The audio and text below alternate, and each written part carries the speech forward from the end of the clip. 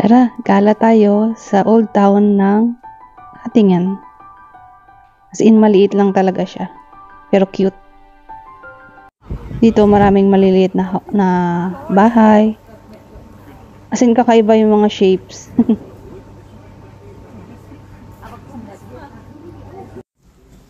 Meron din sila dito ang Christmas market. At hiwa-hiwalay talaga yung mga tindahan. Actually, umuulan dyan kahapon. Pero marami pa rin turista na gumagala. Kasi maganda talagang tingnan yung mga style ng bahay. Kasi yung iba, as in old na talaga yung bahay nila. Tulad niyan, yung style niya, old style na talaga. Pero maganda siya pagmasdan. Itong part naman na ito ay bali end wall na siya. Bali may maliit dyan na street kung saan papasukin natin mamaya.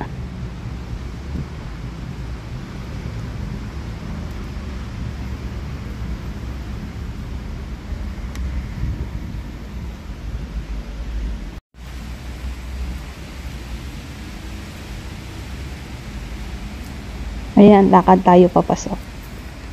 Bali ang napansin ko sa mga bahay dito, minsan hindi pantay yung pagkakagawa ng pader.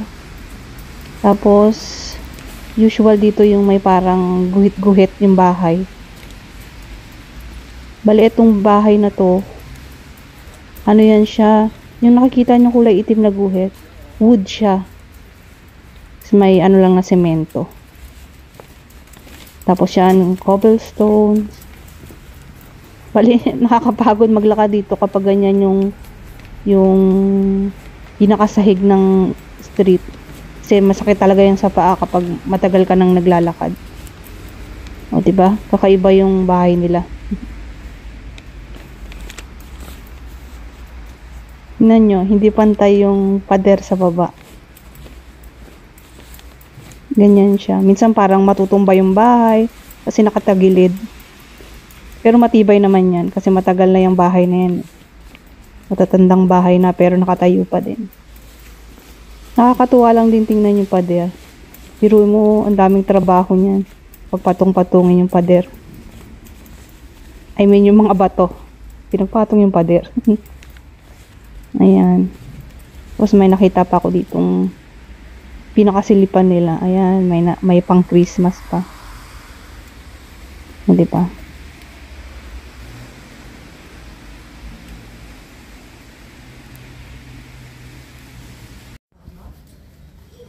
Maganda pa dito sa Hatingin, marami siyang restaurants.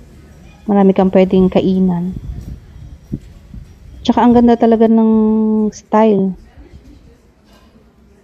Nakakatuwang pagmasdan. Dito nga sa cafe na to, napansin ko ang dami nakapila sa labas. Naghihintay sila para sa turn nilang makapasok.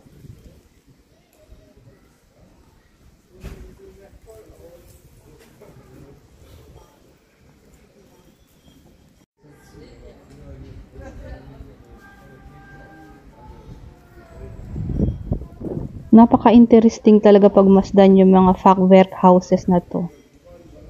Wala lang. Ewan ko ba? Tuwang-tuwa ako pag nakakita ko ng ganitong style ng bahay. Yung para bang nasa lumang panahon ka.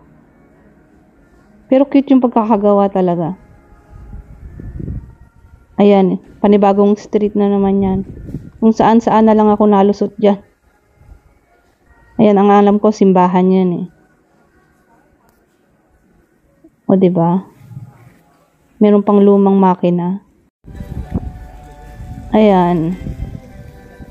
Yan yung Christmas tree nila. At ang dami talaga mga pagala-galang mga tao dyan. Buti nga tumila na yung ulan eh.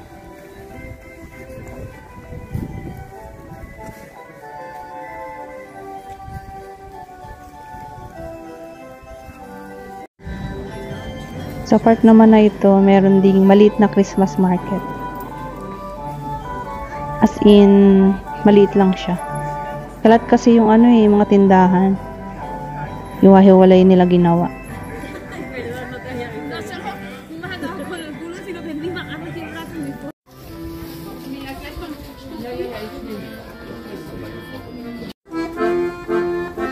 Ayan, si Kuyang Musikero. Nagtanong ako kung pwede ko ba siyang kunan. Pumayag naman siya.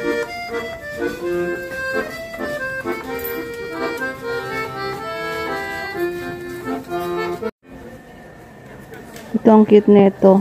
Para siyang Christmas calendar.